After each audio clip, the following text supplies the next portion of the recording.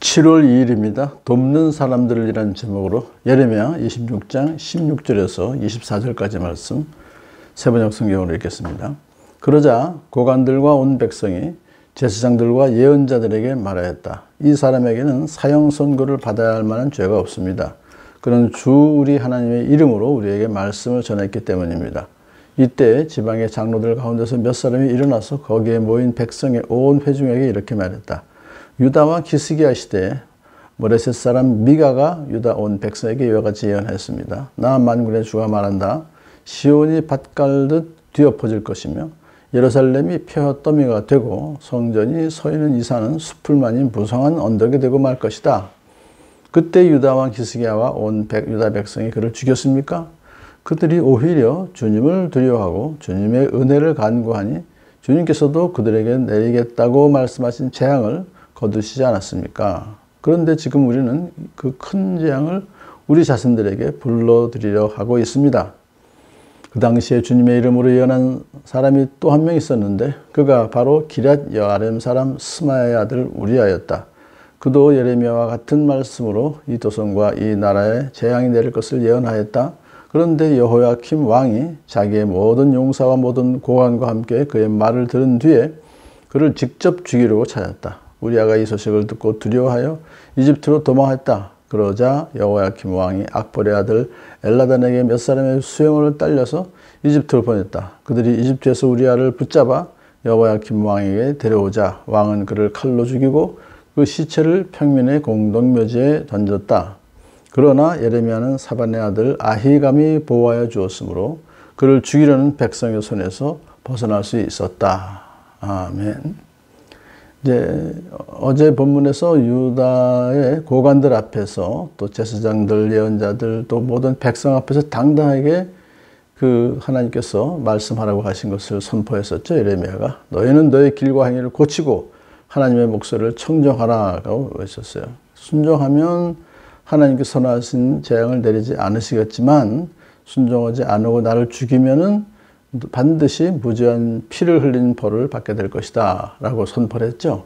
그러자 오늘 본문에서 그러자 이제 고관들과 온 백성이 라고 하는 것을 보면서 이제 재판관과 또 함께 있던 백성들이 그 원고인 제사장들과 예언자들에게 이렇게 말합니다. 이 사람에게는 사형 선고를 받아야 할 만한 죄가 없습니다. 그는 주 우리 하나님의 이름으로 우리에게 말씀을 전했기 때문입니다. 오히려 하나님의 이름으로 말씀을 전했다는 것을 신성 모독죄로 그렇게 이제 원고들이 사형해야 된다 했지만은 거꾸로 이제는 오히려 하나님의 이름으로 말씀 전하는 것은 참 선지자이기 때문에 그에겐 죄가 없다 이렇게 이제 얘기를 했어요. 그러자 지방에서 온 장로들 가운데서 몇 사람이 이제 예레미야를 변호하는 그러한 그 발언을 합니다. 그런데 그들이 든 예가 누구냐면 히스기야 왕이에요. 히스기야 왕 시대에 미가라고 하는 그 예언자가 똑같은 얘기를 한 거예요. 이제 미가서 3장 12절을 인용한 건데 시온이 밭 갈듯 뒤엎어질 것이며 예루살렘이 폐허더미가 되고 성전이 서 있는 이 산은 숲풀만이 무성한 언덕이 되고 말 것이다. 그러니까 뭐 성전과 예루살렘 성이 다 완전히 이제 망할 것이다. 그런 선포를 한 거예요. 그러자 유다 왕 히스기야가 온 백성이 그를 죽였습니까? 아니죠. 오히려 히스기야와 온 백성이 주님을 두려워하고 회개하고 그래서 정말 죄를 고백하고 주님의 은혜를 간구했습니다. 그러니까 지금 아수르가 와서 이제 공격을 하니까 무력으로는 안 되거든요. 그러니까 풍전등화 같은 그런 상태에 있을 때 이제 그들이 주님의 은혜를 간구했다는 것은 좀 그 아수르를 좀 그냥 돌아가게 해달라고 그런 얘기죠. 자, 그럴 때 주님께서 그들에게 내리겠다고 말씀하신 재앙을 거두시지 않았습니까? 그 여러 가지 원인으로 이제 아수르가 퇴각을 해요. 그런 일을 이제 상기시키면서 그런데 지금 왜 우리는 그 큰 재앙을 우리 자신들에게 불러드리려 하고 있습니까? 그런 거예요. 그러니까 만일의 경우에 이 예레미야를 죽이면은 그런 재앙이 우리들에게 온다는 거죠. 그런데 살리고 그렇다면 하나님께서 재앙을 물리실 것입니다.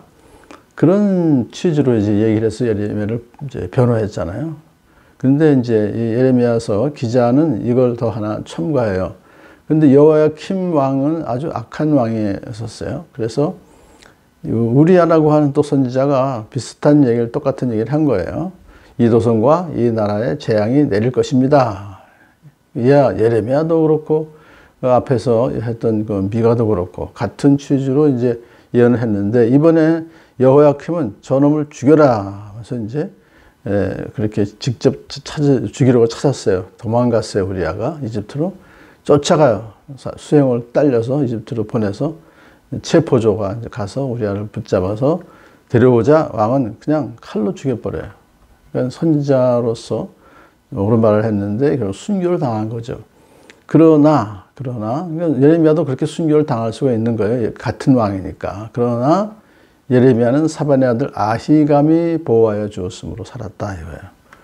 그러니까 이제 사형 선고를 이제 이렇게 받지 않고 무죄 선고를 받았음에도 불구하고 백성들이 그를 죽이려고 했는데 결과적으로 이제 아히감이라는 사람이 보호해 주었다. 아히감은 사반의 아들이라고 그랬죠. 사반은 서기관입니다. 요시야 왕 시대. 그래서 성전에서 발견된 율법 두루마기를 왕에게 읽어주었던 아주 굉장히 높은 지위에 있는 사람이죠.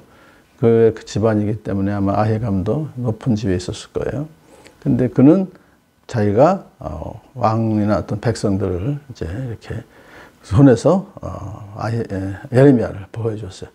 하나님께서는 돕는 사람을 이렇게 많이 붙여주셨네요. 고관들과 온 백성, 그리고 또 장로들 가운데 몇 사람, 그리고 아히감을 붙여주셔서 예레미야를 살려주신 것은 그러면 왜 우리야는 죽였고 왜 예레미야는 살려주셨는가? 하나님의 뜻이에요. 하나님의 시간이에요.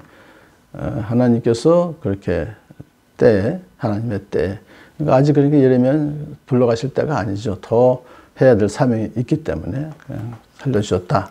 오늘도 이것을 정말 우리가 깊이 묵상하면서 하나님의 때에 하나님께서 우리의 어떤 어려움도 모두 다 물리치게 해줄 줄은 믿습니다.